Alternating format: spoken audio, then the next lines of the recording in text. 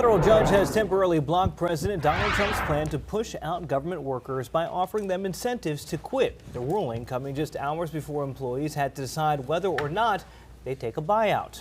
Our Queen City News Chief Business Correspondent Taylor Young with us now. And Taylor, this program was offered to over 2 million federal workers. Yeah, a lot of workers really across the country, including here in Charlotte and across North Carolina. You know, out of the 2 million workers that were kind of given the option to resign and take pay over the next 8 months, 60,000 people accepted it really just hours before that deadline. And, you know, if a federal judge did not step in here, this would have been the largest resignation on the federal level in U.S. history. Now, this offer, which has been postponed until at least Monday, is part of an ongoing effort by the Trump administration to slash government spending and reduce its size. Now, initially, the White House estimated around 200,000 workers resign. We now know that number ended up being much smaller at 60,000.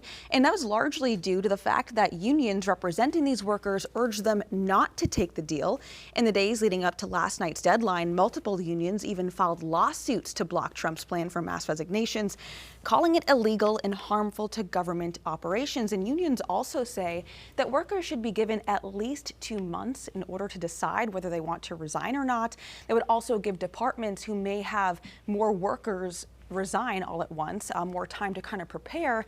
But despite all of this, there are still concerns that the Trump administration will do mass layoffs anyways. Now, we're talking about a lot of jobs here, Taylor. Is there anything that we can go back in the past and sort of compare this to? Not really on the federal level. I mean, look, 2 million buyout offers is unprecedented, even if just 1% of the workforce accepted it. But, you know, when we're talking about the private sector, on the other hand, I mean, there have been massive layoffs. So we're going to look into some of the largest layoffs in U.S. history. So back in 1993, IBM made the largest corporate job cut, laying off 60,000 employees in one swing. That very same year, the department store Sears laid off 50,000 workers when it closed more than 100 stores nationwide. And in 2008, during the financial crisis, Citigroup cut 50,000 positions. And the fourth largest layoff was from General Motors, which laid off 47,000 workers in 2009.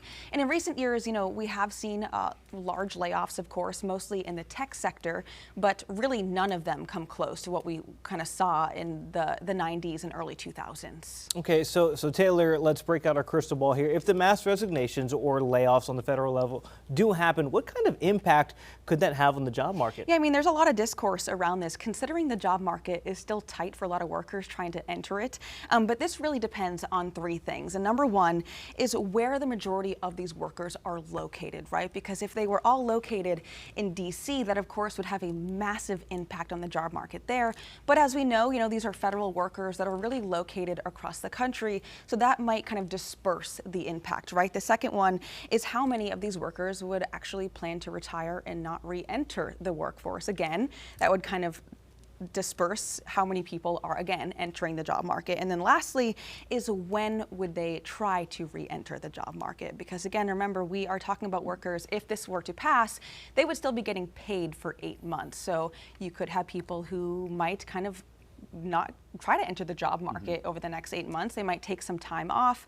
So, you know, I did speak with an economist who says he does not expect there to be a massive impact of this. Of course, if we do see layoffs upwards of 2 million, of course, that would disrupt the job market. But yeah, you know, we could see an uptick in applications for jobs, but overall, you know, if you are on the job hunt, don't be too alarmed with the fact that tens of thousands of people could be entering.